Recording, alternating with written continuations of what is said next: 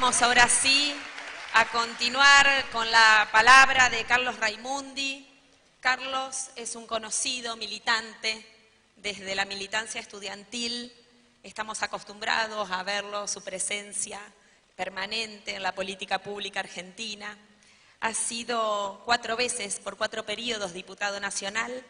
También ha sido exparlamentario del Mercosur y actualmente es miembro de la Comisión Internacional del Instituto Patria. Bienvenido, Carlos.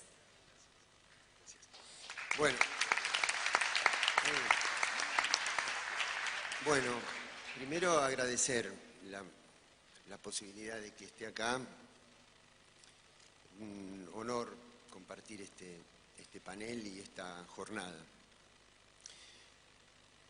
Y a poquitas cuadras de acá, una cumbre que representa exactamente lo contrario de no de nuestra concepción política, de nuestra mirada de la vida, ¿no? 4 presidentes vacíos de pueblo que probablemente se limiten a festejar un paso más en la destrucción de la integración, como el preacuerdo con la Unión Europea y la gratuidad para prestar el servicio de roaming en los países de la región. Cosa que no hay que subestimar, porque lo van a vender como un beneficio para tantos millones de personas que se relacionan de esa manera, y sobre todo los jóvenes y las jóvenes, que con más intensidad plantean la relación de ellos. Por lo tanto, en principio es un acuerdo intrafirmas, es un acuerdo entre firmas transnacionales que no afecta en absoluto la rentabilidad de las mismas, al contrario. Pero la cuestión no es frenar ese tipo de cosas, sino disputar el sentido. Por las redes se puede transmitir frivolidad, se puede transmitir individualismo, o se puede transmitir conciencia nacional, conciencia regional, para la organización, para la lucha, para recuperar valores. Yo creo que cuando hay momentos de estabilidad geopolítica en el mundo, se pueden separar las cosas que suceden en el mundo de las disputas nacionales y regionales. Pero cuando hay un momento como este, de clara disputa geopolítica a nivel mundial, es imposible escindir los procesos nacionales y regionales de esa disputa. Y esa disputa hoy está planteada encarnizadamente entre un eje del Atlántico Norte, centro en Estados Unidos, referencia fundamental en la Europa occidental, que vino gobernando la mayor parte del mundo durante estos últimos 3 siglos, pero que está en decadencia.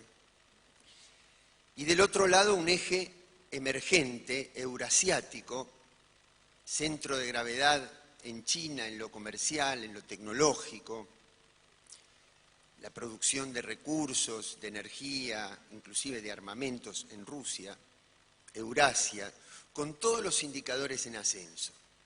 Pero para no caer en abstracciones, ¿dónde creo yo que está el planteo de cuál es el significado de esa disputa?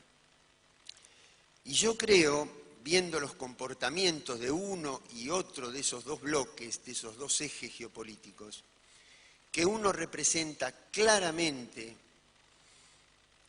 el ascenso ilimitado del capital financiero globalizado para lograr lisa y llanamente la desaparición de la categoría del Estado, para que el mundo sea gobernado por las grandes empresas, por los grandes conglomerados, las grandes corporaciones, y no tengan necesidad de disciplinarse a las reglas impuestas desde la política. Creo que es ahí donde está el eje fundamental. porque después este otro eje no hay que verlo en términos románticos, en términos idílicos, porque también nos va a traer problemas, interrogantes, desafíos. Pero el significado fundamental es que yo creo que del otro lado, viendo cómo se relacionan con el mundo, el carácter de los acuerdos, su propia filosofía de vida, su propia historia cultural, los hace más respetuosos del papel del Estado. El Estado como representación de lo público, el Estado como administrador de los bienes universales, el Estado como expresión de la voluntad de los pueblos. Es decir, lo que está en disputa es si la economía va a erradicar a la política o si la política va a poder seguir planteando reglas que regulen, que limiten el poder tremendo de los mercados y de la economía. Y cuando esa disputa está tan presente, juega en la realidad nacional. El acuerdo con el préstamo del Fondo Monetario es un préstamo que no tiene precedentes en términos de cantidad de dinero, en términos de concentración de la cartera de créditos en un solo país, pero que ni siquiera está planteado por la decisión técnica del Fondo Monetario. Es un llamado de Trump que dice, hay que hacer esto porque Macri no puede perder el gobierno de la Argentina, porque en esa disputa geopolítica nosotros no podemos hacer que desde el Cono Sur una expresión popular distinta modifique el rumbo de la restauración conservadora, de la restauración neoliberal. Contra eso estamos luchando. Eso es el centro del poder financiero mundial, eso es la doctrina de los golpes blandos que va penetrando sutilmente, capilarmente, profesionalmente, con miles de millones de dólares para disciplinar, para conquistar organizaciones intermedias de la sociedad y para penetrar en las redes. Por eso también ahí hay que disputar sentido. Es tan fuerte ese poder que recién, y quiero plantear esto, no lo tenía previsto, pero me sucedió aquí cuando llegué hoy a la mañana. Y un compañero me preguntó si frente a tal retroceso de los procesos populares en la región, tendremos margen para evitar los grandes desafíos que se vienen. Y me sonó a que es tan potente la fuerza de este poder en esta disputa que puede empezar a socavar las bases de resignación de nuestros propios compañeros. Es decir, a que pensemos que frente a tanta fuerza que hay del otro lado, vamos a tener que moderar las aspiraciones de nuestro proyecto, nuestros desafíos, nuestras ideas fundamentales. Yo creo que es exactamente al revés, que es tan fuerte la disputa y que ha llegado a un punto tan nodal de qué es lo que está en juego, que si no vamos a fondo, perdemos definitivamente la batalla. Que en lugar de moderar hay que profundizar.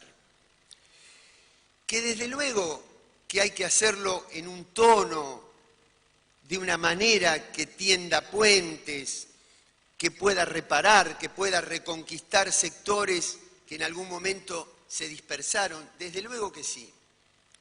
Pero en términos de la profundidad de nuestros planteos, no podemos ceder en esa disputa de sentido.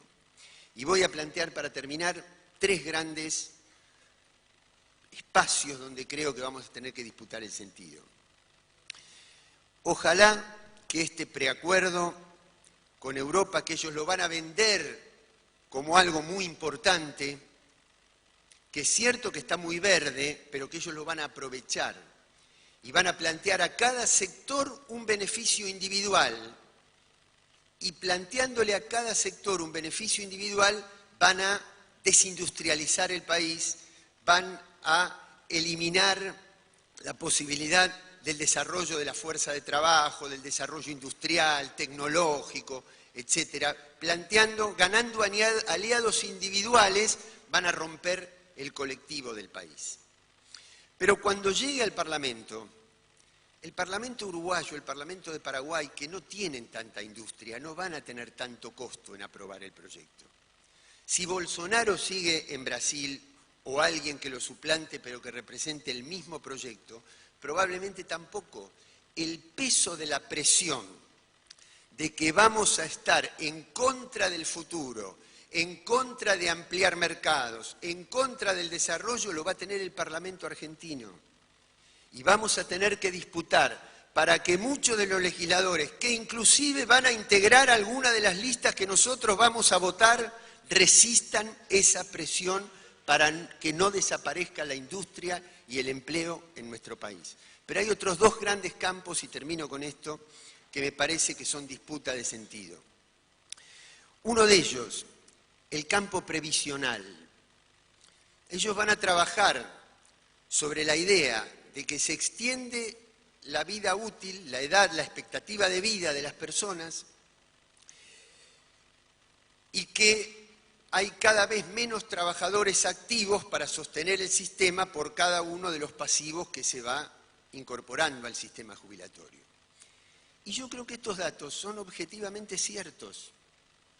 Pero la pregunta es, teniendo estos datos de la realidad, lo que hay que modificar es el derecho de los seres humanos para sostener una tasa de ganancia del capital o adaptar la tasa de ganancia del capital frente a nuevos datos de la realidad para sostener los derechos conseguidos por los seres humanos. O ponemos la ganancia del capital o ponemos el ser humano en el centro de nuestra perspectiva. La otra cosa, que la automatización de la producción, que las nuevas tecnologías, que la robótica van a precarizar y hacer desaparecer fuentes de trabajo. Esto es plantear la precarización del trabajo en términos tecnológicos, y la precarización o la calidad del trabajo es un concepto político, no tecnológico. Cuando en un determinado momento de la situación tecnológica, para conseguir una unidad de producción y sostener una tasa de ganancia, había que hacer una jornada de 8 horas, fue la jornada de 8 horas. Pero si ahora, por una cuestión tecnológica, para conseguir esa misma unidad de producción hay que trabajar mucho menos, lo que hay que hacer es reducir la jornada laboral y reducir la tasa de ganancia del capital. Y en ningún lado está dicho que la dignidad humana tenga un determinado número de jornadas de trabajo. La dignidad humana depende de una concepción de la vida, de una manera de percibir el mundo, de organizar la sociedad. Y si ahora hay que trabajar menos para producir lo mismo, habrá que reducir la jornada y no dividir al mundo entre quienes tengan empleo de calidad y 2/3 o 3/4 de la humanidad sin empleo como material de descarte y sobrante. El tema de la relación tecnológica con el trabajo es una discusión política, no tecnológica. Es una discusión de dónde se centra la mirada de nuestra percepción de la vida, de nuestra organización de la sociedad. Si en la tasa de ganancia del capital o en el ser humano. Eso es lo que está en disputa. Y esperemos, como decía Estela, que la próxima cumbre no esté el pueblo de un lado y los presidentes del otro, sino que aunque sea la delegación argentina, el pueblo, el presidente y la vicepresidenta estén en el mismo lugar. Muchísimas gracias. Gracias, Carlos.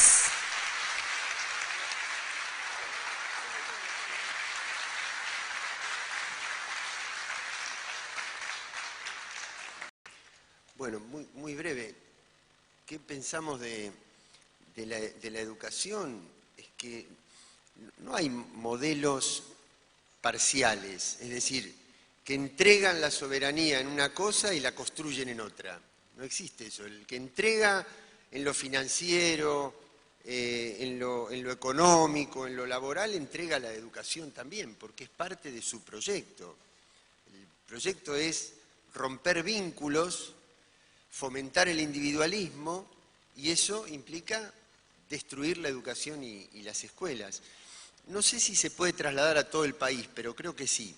Pero Axel, en la provincia de Buenos Aires, y creo que en la ciudad de Buenos Aires debe pasar algo parecido, dice que hubo gobiernos que recibieron el gobierno con una cantidad de escuelas y no hicieron nuevas escuelas, pero este gobierno bate el récord de entregar al siguiente con menos escuelas de lo que lo recibió, porque no solamente que no hizo, sino que destruyó parte de las que había. Así que imagínate lo que pienso sobre eso. Segundo, sobre los movimientos estudiantiles y los movimientos de género. Más que una opinión que yo haya elaborado, es la que recojo de la experiencia concreta de mis 3 hijos. Mujer, varón, 22, 19 y 17. 2 en la facultad, 1 en el último año del secundario. Me dice, mira papá, es increíble, pero la lucha de género, la lucha contra el patriarcado, al haber detectado las formas ocultas del poder, las formas ocultas del machismo, del patriarcado, anidadas durante tantos años, hicieron que muchas compañeras y muchos compañeros que repetían a rajatabla el discurso de sus papás de clase media, pacatos, por esa inercia, ¿no?, de repetir ese atontamiento, ¿no?, de repetir el sentido común inculcado por los medios y demás, repetían ese discurso. Pero esta lucha que les tocó en carne propia, que es tan propia de esa generación, los ha movido no solo en la lucha contra el patriarcado, sino la lucha contra el poder en todas sus expresiones. Y el correlato político de eso es que antes eran repetidores funcionales al macrismo y que hoy son parte del movimiento nacional y popular. Es decir, el rechazo que el poder le inculcó a tantos sectores de nuestra sociedad, yo creo que en el universo donde más se está moviendo ese odio de clase, ese rechazo profundo a lo nacional y popular, a la figura de Cristina, a nuestro gobierno, donde más se está moviendo es en las jóvenes y en los jóvenes. Y lo último es que es muy sencillo. 30 segundos igual. Yo creo que una democracia no es únicamente ausencia de dictadura. Una democracia implica, y mucho menos hay que reducirla únicamente al hecho de votar. Porque es como si me dijeran que un contrato que tiene varias condiciones se cumple únicamente porque fue firmado. Ese fue el origen del contrato. Entre paréntesis diría, hay una violación de lo que se llama en derecho a la autonomía de la libertad, que es cuando uno firma un contrato cuando lo están apuntando con una pistola. Si a uno le están mintiendo y lo estafan en lo que le dijeron, esa firma tampoco vale porque expresaba una voluntad que era ficticia. Pero además, después hay que cumplir las condiciones del contrato. Y las condiciones de una democracia son valores. Son valores como la igualdad, como la dignidad, como la justicia, como la libertad.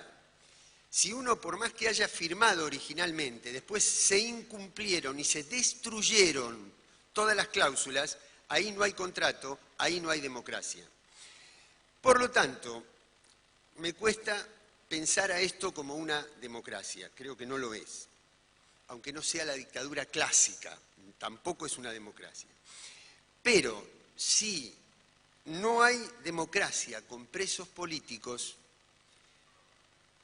y con presos políticos no podemos hablar de democracia, el 10 de diciembre, cuando recuperemos la democracia y cuando asuma un gobierno popular, una de las primeras cosas que tiene que hacer para apreciarse como un nuevo periodo democrático es liberar automáticamente a todos los presos políticos y convertirlos en figuras judiciales y no presos políticos como lo que son en este momento.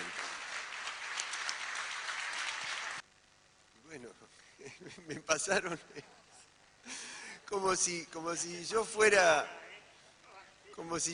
el que tiene el poder de decisión. Yo te digo, si yo tuviera el poder de decisión, y hay un tema de la macropolítica y de la macroeconomía que es el endeudamiento, que hay que resolver. Yo creo que nosotros no podemos llegar al gobierno para decirle a nuestro pueblo que tenemos vencimientos que nos impiden cumplir con los derechos fundamentales de nuestro pueblo, que nosotros estamos para otra cosa, para eso están ellos, nosotros estamos para otra cosa, nosotros no podemos justificarnos ante nuestro pueblo en nombre del poder financiero, nosotros tenemos que interpelar al poder financiero en nombre del mandato que hemos recibido de nuestro pueblo. ¿Cuál va a ser la forma, el formato exacto de una renegociación, de una reestructuración, de una negación de la deuda? No lo sé, y tampoco sería bueno que lo responda yo, porque yo no voy a tener esa responsabilidad. Entonces, no se puede tomar una respuesta nuestra como que eso vaya a ser luego la acción de gobierno. Yo creo que cuáles son los principios que nos deben animar. Pero hay un tema de la realidad que es el de la pobreza, el del hambre, el de la injusticia, el del desamparo. Entonces yo creo que hay que conectar esas dos cosas en función de nuestros valores, y eso tiene que ser la prioridad. Ahora, lo que sí no creo es que nosotros debamos separar estos grandes problemas, el del endeudamiento y el de la pobreza, que son dos caras de una misma situación, de las causas que le han dado origen. ¿Y cuáles son las causas que le han dado origen? La estructura monopólica de nuestra matriz productiva, de comercialización, que no hemos podido atacar. Nosotros estamos en una cumbre del Mercosur. El retroceso que estamos sufriendo en América Latina no se debe a haber sido demasiado radicalizados en nuestras propuestas. Probablemente se deba en no haber tenido el tiempo suficiente ni la fuerza suficiente como para poder ir a fondo en la destrucción de esas estructuras de poder. Entonces, yo no estoy diciendo nada nuevo, pero hay una estructura monopólica en términos de poder financiero, de poder económico, que está sostenida por una estructura mediática, por una estructura judicial y por servicios de espionaje y servicios de inteligencia a nivel internacional. Es imposible creer que se puede resolver el problema del endeudamiento y el problema de la pobreza sin atacar los núcleos que le dan origen a esos problemas. Entonces, ¿cómo hay que hacerlo? Es algo que excede la respuesta en un panel que tiene que terminar en unos minutos. Yo lo que creo, yo humildemente, pero es lo que yo haría, yo no soy el candidato, uno espera que el candidato que uno tiene que votar comparta estas cosas y siga adelante con estas cosas. Pero ya te digo, es muy difícil responder esto porque es una pregunta para los que van a gobernar y yo en este momento no tengo esa responsabilidad. No porque la quiera eludir, sino porque no me la han dado.